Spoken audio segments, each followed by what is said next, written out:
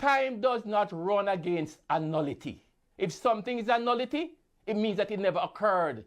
It is void ab initio. So if the matter progressed as we had hoped it to progress to the election trial and to void it, and they made an announcement that the election is void, then time started to run from that time. Those were the explosive words from attorney Hugh Wildman as he blasted the Supreme Court's decision to reject Paul Buchanan's challenge to the West Central St. Andrew election results.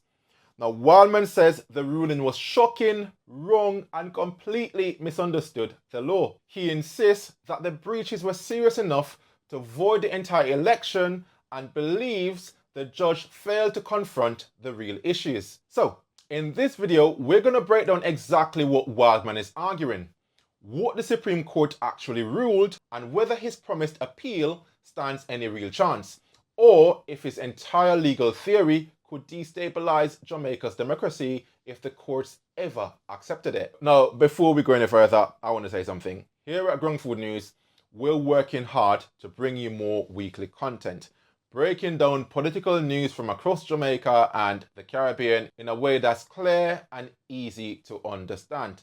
So, starting right now, you are going to be seeing a lot more videos from us, up to 5 videos every week. Now, making all this content takes a lot of time and effort. I do this on the side. It is not my full-time gig. And while I genuinely enjoy it, I could really do with your support, because it really blows my mind that over 90% of you watching this channel still haven't subscribed.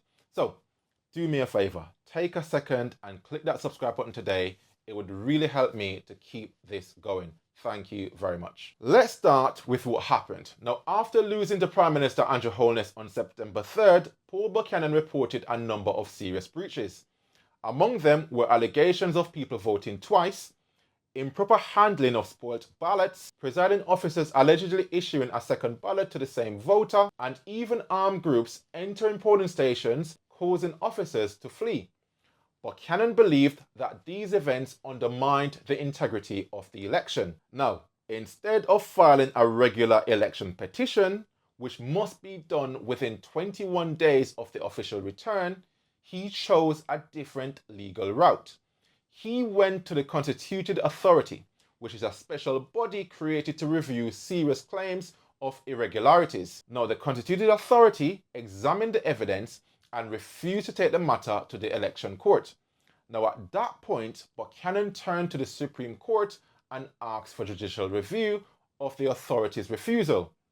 That is where everything fell apart, because Justice Sonia Wint-Blair dismissed the case on the basis of strict election timelines. She explained that under Jamaica's election laws, there are hard statutory deadlines, and the court has no power to extend them.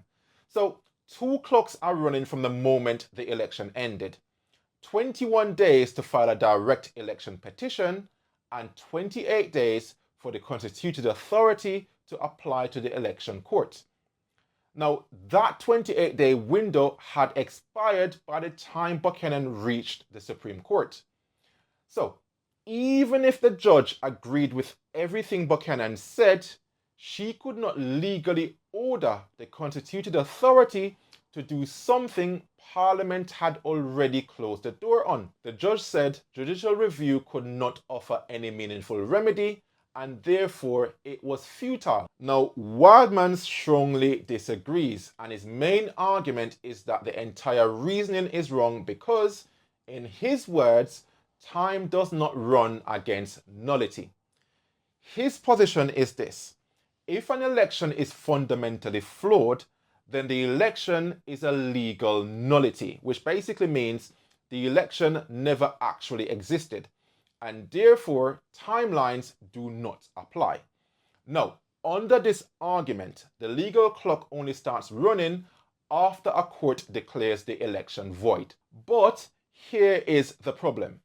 Accepting that theory would destroy the entire foundation of Jamaica's election system. If deadlines didn't apply, whenever someone claimed election was a nullity, then any losing candidate could come forward years later and make the same claim and reopen the entire election. So that means a seat from 2025 could be challenged in 2028. A seat from 2020 could be attacked today. So a losing candidate could wait 3, 5, 7, 10 years and then suddenly claim the election was void from the start. Nothing would ever be settled. No MP seat would ever be secure, and Jamaica would be stuck in permanent election disputes. This is exactly why Jamaican courts and courts all across the Commonwealth have consistently rejected this argument.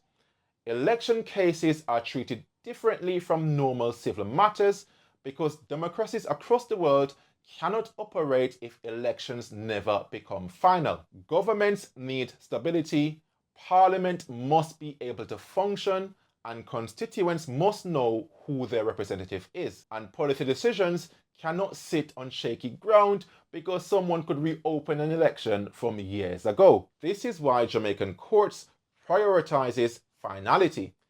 They insist that an election result must be challenged quickly or not at all. The Supreme Court made it clear that election timelines are not jurisdictional. Now that means the court loses the power to act once the deadline passes. No matter how serious the allegations may be, stability is the core principle in election law, and allowing endless challenges would paralyze the country. This is why the judge said the matter was not arguable, not because the allegations lacked seriousness, even though they might, but because the law required an end point. Now, Wildman's next argument is that Buchanan moved really quickly. He went to the Constitutional Authority in 9 days, well within the allowed 14 days. And after the authority refused his request, he sought judicial review within 8 days.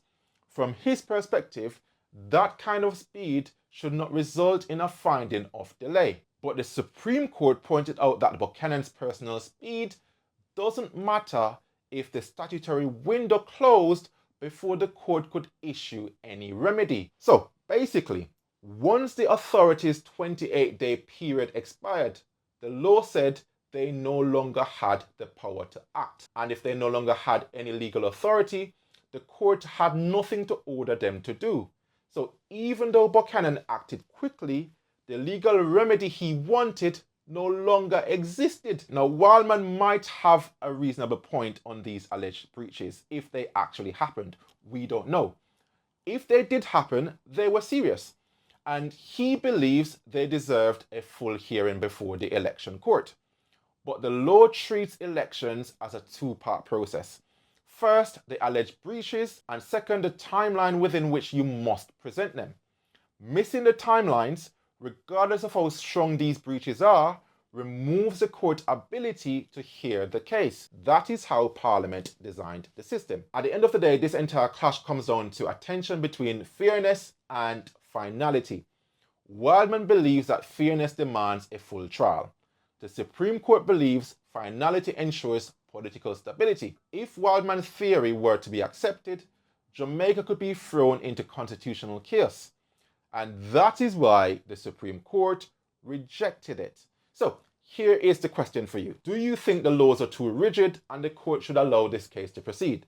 Or should Buchanan just accept that he lost the election and just move on? Let me know what you think in the comments. And don't forget, remember, I really need your help. So if you haven't subscribed, it's the one thing I'm begging of you. Click that red button and also click the like button as well. It really helps the video. So here is another video that you can watch about the allegations in St. Andrew West Central.